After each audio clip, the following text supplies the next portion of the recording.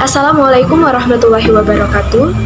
Yang terhormat, Ibu Ernalida SPDM PUM PhD dan Ibu Nofritika MPD selaku dosen pembimbing pada mata kuliah berbicara efektif. Pada kesempatan kali ini, kami dari kelompok 5 akan mempresentasikan makalah kami yang berjudul Keterampilan Wawancara. Sebelumnya, perkenalkan saya Fitri Sekti Triani selaku moderator pada diskusi kali ini. Sebelum masuk ke materi, saya akan memperkenalkan anggota dari kelompok kami. Yang pertama, saya sendiri, Fitri Sekti Triani, kemudian yang kedua, Diah Nur Nabilah, yang ketiga, Dwi Kurniawan, dan yang terakhir yaitu Dimas Bomantara. Sebelumnya, apakah teman-teman tahu apa itu wawancara? Ya, seperti yang kita ketahui, wawancara adalah kegiatan tanya-jawab antara dua orang atau lebih untuk menggali informasi. Dan pengertian wawancara menurut Hakim pada tahun 2013 dan Singh pada tahun 2002, bahwa wawancara adalah situasi berhadap-hadapan antara pewawancara dan responden yang dimaksudkan untuk menggali informasi yang diharapkan dan bertujuan mendapatkan data tentang responden dengan minimum bias dan maksimum efisiensi. Untuk mengetahui lebih dalam mengenai wawancara, jenis-jenis wawancara, dan sebagainya, mari kita simak penjelasan lebih lanjut dari para pemateri. Baik, di sini saya Diah Nur Nabila akan menjelaskan tentang macam-macam wawancara. Terdapat dua macam wawancara, yaitu wawancara formal dan wawancara informal. Menurut Hakim 2013 dalam Singh 2002, wawancara formal atau wawancara terstruktur adalah sebuah prosedur sistematis untuk menggali informasi mengenai responden dengan kondisi di mana satu set pertanyaan ditanyakan dengan urutan yang disiapkan oleh pewawancara dan jawabannya direkam dalam bentuk yang terstandarisasi.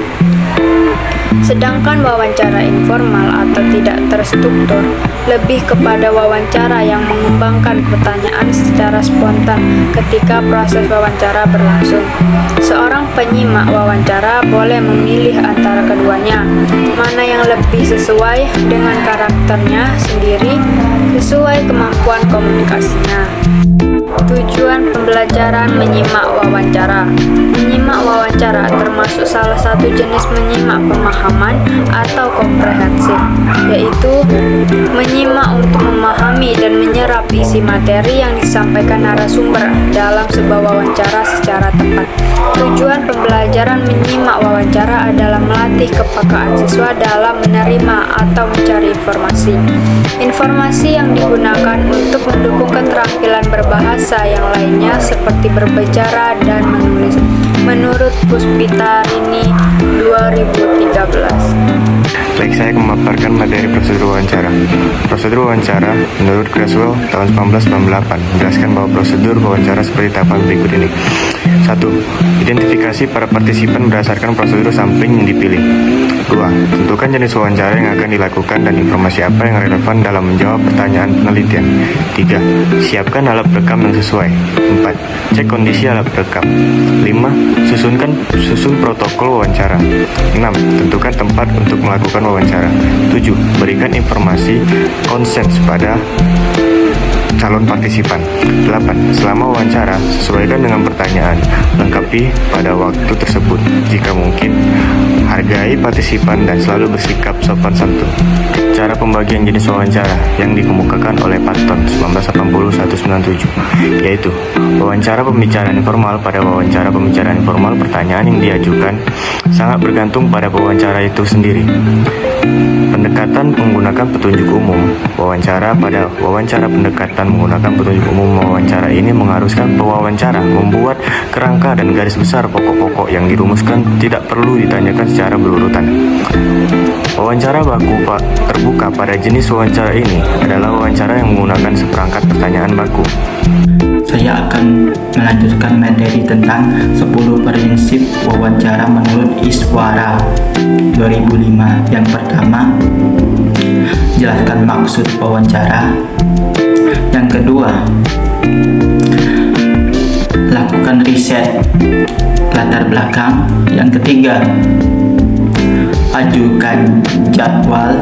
Yang keempat, rencanakan wawancara. Yang kelima, temui narasumber. Yang keenam, ajukan pertanyaan yang serius pertama. Yang ketujuh, lanjutkan inti wawancara. Yang kedelapan, ajukan pertanyaan-pertanyaan yang keras. Yang kesembilan, pulihkan dampak pertanyaan-pertanyaan keras itu. Yang kesepuluh, simpulkan wawancara tersebut. Kekuatan dalam wawancara. Yang pertama, salah satu metode yang terbaik. Yang kedua, tidak ada batasan tingkatan umur. Yang ketiga, cocok kontribusi terhadap data. Yang keempat, sebagai alat pelengkap. Yang kelima, sebagai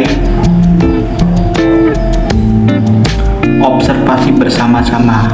Kelemahan wawancara. Yang pertama, kurangnya efisien waktu. Yang kedua, informasi yang diperoleh tergantung pada kesediaan. Yang ketiga, jalanan wawancara mengalami direksi. Yang keempat, tidak efisiennya dalam liter. Yang kelima, banyaknya liter pendekatan. Kesimpulan dari presentasi kami, seperti yang kita ketahui, wawancara adalah situasi berhadap-hadapan antara pewawancara dan responden untuk menggali informasi yang diharapkan.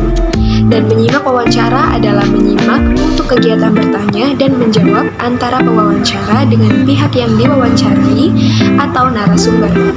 Hal-hal yang lazim disimak adalah identitas tokoh atau pewawancara dan narasumber, latar wawancara, tujuan wawancara, dan isi wawancara. Hasil proses menyimak tersebut berupa data dan fakta yang dapat dijadikan sebagai bahan penulisan berita. Sekian dari kelompok kami. Apabila ada kekurangan dan kesalahan, kami mohon maaf, dan kepada Allah kami mohon ampun.